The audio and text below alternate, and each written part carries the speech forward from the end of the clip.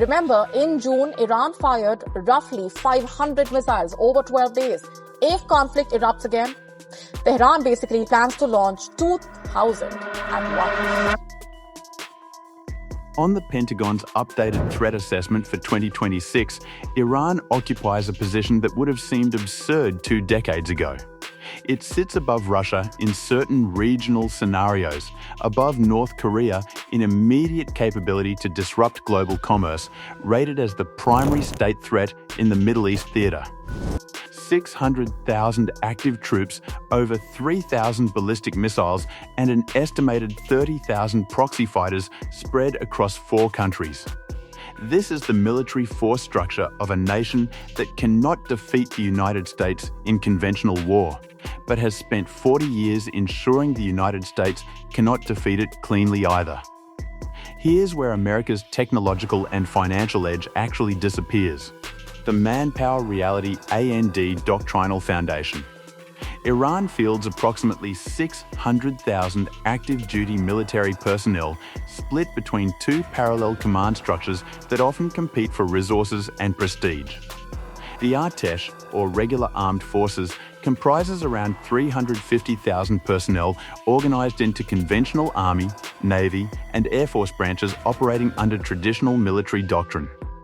The Islamic Revolutionary Guard Corps, the IRGC, commands another 350,000 personnel and functions as both a military force and an ideological enforcement mechanism with its own ground forces, Navy, Air Force, and the elite Quds Force Special Operations Branch. This dual structure creates redundancy and inefficiency, but also resilience. Decapitating one command doesn't collapse the entire system.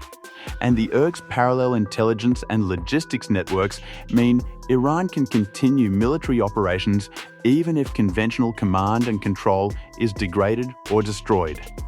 The doctrinal foundation is asymmetric warfare, not because Iran prefers it philosophically, but because conventional parity with the United States is economically and technologically impossible. Iran's defense budget in 2026 sits around $24 billion, roughly 3% of what the United States spends annually on defense. That gap makes symmetrical competition suicidal, so Iranian doctrine focuses on denial rather than victory.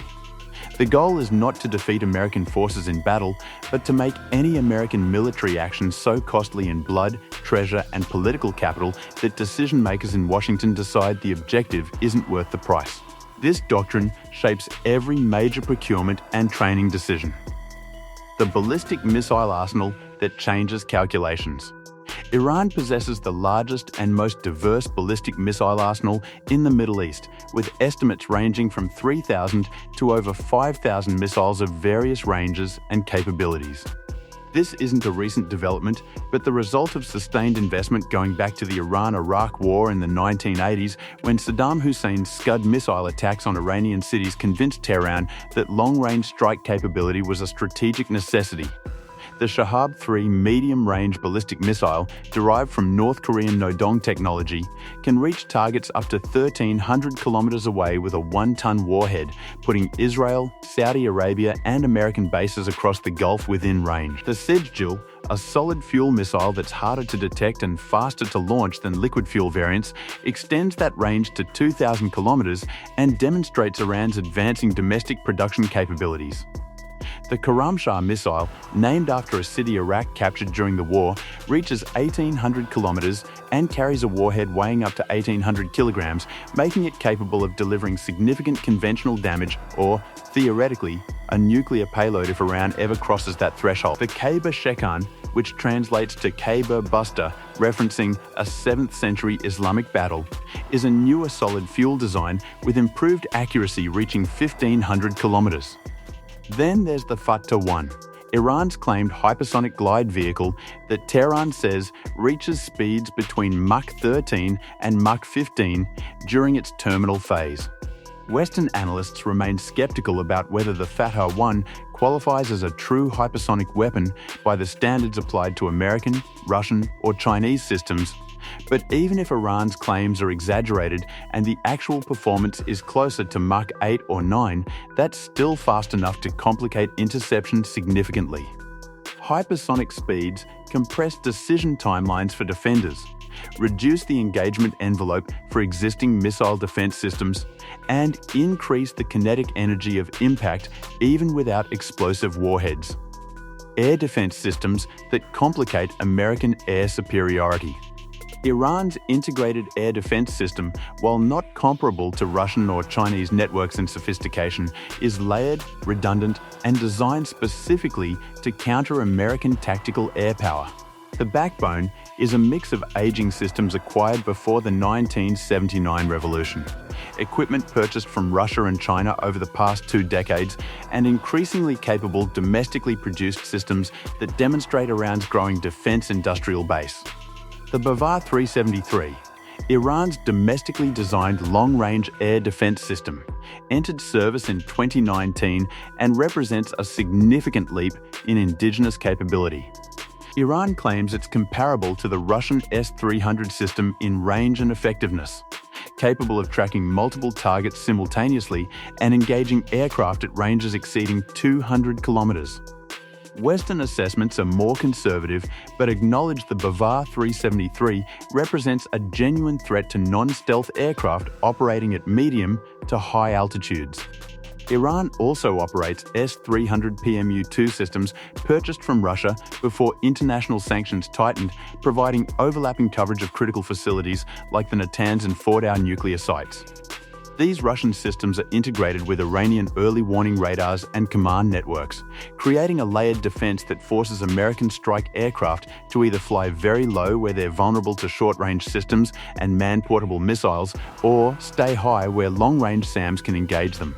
The density of Iran's air defense network over key strategic sites means American planners can't simply assume air dominance. Suppressing enemy air defenses, the SEAD mission that typically precedes major strike packages, requires dedicated aircraft, specialized weapons and time, all of which give Iran warning and opportunity to disperse mobile assets and activate backup systems. The longer SEAD operations take, the more time Iran has to launch ballistic missiles, activate proxy networks, and execute contingency plans that complicate the broader American campaign. Iran's air defense isn't designed to prevent American aircraft from eventually gaining air superiority. That's not realistic.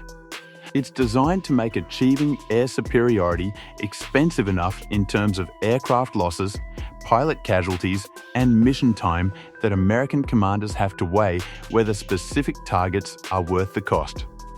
That calculation is the core of Iran's entire defensive strategy. The proxy network that multiplies Iranian reach. Iran's most effective force multiplier isn't any weapon system, but its network of allied and proxy forces spread across Lebanon, Syria, Iraq, and Yemen. These groups operate with varying degrees of independence, but all receive funding, training, weapons, and strategic guidance from Iran's Quds Force, the IRGC's external operations branch. Hezbollah in Lebanon represents the most capable proxy force, with an estimated 30,000 fighters, sophisticated anti-tank and anti-ship missiles, and an arsenal of rockets and short-range missiles that can strike targets across Israel. Hezbollah fighters gained combat experience in Syria's civil war and have demonstrated tactical competence that exceeds many state militaries in the region. The Houthi movement in Yemen, officially Ansarullah, controls significant territory including the capital Sana'a, and has conducted hundreds of drone and missile attacks against Saudi Arabia, and, more recently, against commercial shipping in the Red Sea and maritime traffic transiting the Bab el-Mandab Strait. These attacks disrupt global commerce without directly involving Iranian forces, giving Tehran plausible deniability while demonstrating capability to threaten one of the world's most critical choke points. Iraqi militias, collectively known as the Popular Mobilization Forces or Hashd al-Shaabi, have conducted attacks against American personnel and facilities in Iraq and Syria, launching drones and rockets against bases housing American troops. These groups operate in territory where American forces are present in limited numbers and enjoy little host nation government support, creating asymmetric vulnerabilities that Iran can exploit without committing its own regular forces. Syria's government, while not a proxy in the traditional sense, hosts Iranian advisors, weapons depots, and logistical networks that extend Iran's reach to Israel's northern border and provide land routes for moving weapons to Hezbollah. Drones and cyber capabilities that extend Iranian reach. Iran has invested heavily in unmanned aerial vehicle technology, both for reconnaissance and strike missions. The Shahed 136, a loitering munition that functions as a one-way attack drone, has been produced in large numbers and exported to Russia for use in Ukraine, demonstrating both Iranian production capacity and willingness to integrate its weapons into foreign conflicts that serve strategic interests. These systems are relatively simple, cheap to produce, and difficult to defend against using traditional air defense systems designed for faster, higher-flying threats, where the United States maintains decisive advantages.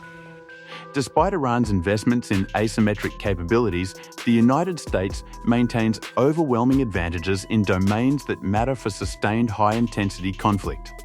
American air power, even accounting for Iranian air defenses, would achieve air superiority over Iran within days of a major conflict beginning.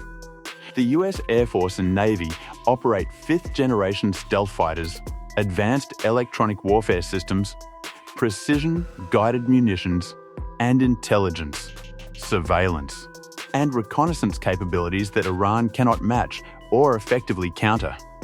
The US nuclear deterrent ensures that any Iranian escalation beyond certain thresholds would be met with consequences Iran's leadership knows would be catastrophic. This deterrent effect shapes Iranian decision-making and constrains how far Tehran is willing to push any confrontation, regardless of confidence in its conventional asymmetric capabilities. American logistics, satellite communications, global basing networks, and alliance structures give the United States the ability to conduct sustained operations across theaters simultaneously, something Iran cannot do beyond its immediate neighborhood. The US military can reinforce, resupply, and rotate forces indefinitely in ways that Iran, operating from a far smaller economic and industrial base, simply cannot replicate. The 2026 reality. Iran cannot defeat the United States military in any plausible conflict scenario. That's not a debatable proposition, but a function of vast gaps in technology, budget, training, and power projection capability. But Iran has successfully engineered a force structure and strategy that denies the United States a clean, decisive victory at acceptable cost. That's the reality American planners face in 2026. Every American military advantage costs money, requires maintenance, demands trained personnel, and consumes political capital. Iran's strategy is to raise the cost of employing those advantages high enough that American leaders decide the objectives aren't worth the price. 600,000 troops, 3,000 ballistic missiles, 30,000 proxy fighters, drone swarms, and cyber units don't win wars against the United States. But they make winning wars against Iran expensive, bloody, and prolonged enough that the political will required to see it through becomes the decisive factor rather than military capability. That's where America's edge disappears. Not in technology or firepower, but in the willingness to sustain costs that Iran has structured its entire defense posture to impose.